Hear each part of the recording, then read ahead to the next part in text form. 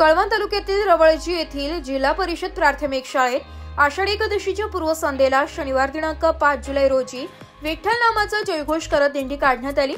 सकाळच्या रिमझिम पावसात भक्तिमय वातावरणात विद्यालयाच्या चिमुकल्यांनी वारकऱ्यांचा वेश परिधान करून हातात टाळ व डोक्यावर तुळस घेऊन विठ्ठल नामाचा जयघोष करत गावातून निघालेल्या मिरवणुकीने गावात व शाळेच्या परिसराला जणू पंढरीचे स्वरूप प्राप्त करून दिले।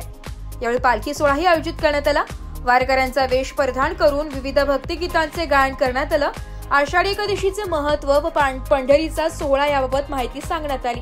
संत परंपरा यावरही भाष्य करण्यात आलं।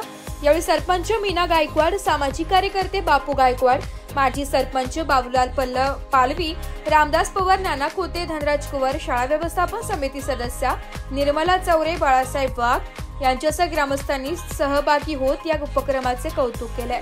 आयोजित दिंडी कार्यक्रम यशस्वीतेसाठी प्रभारी मुख्याध्यापिका भारती निकम, मोठा भाऊ पगार, दीपक वाघ, विकास सोनवणे, सुनील आहेर, छाया गांगुर्डे, रुपाली गायकवाड, गणेश आहेरे यांनी परिश्रम घेतले।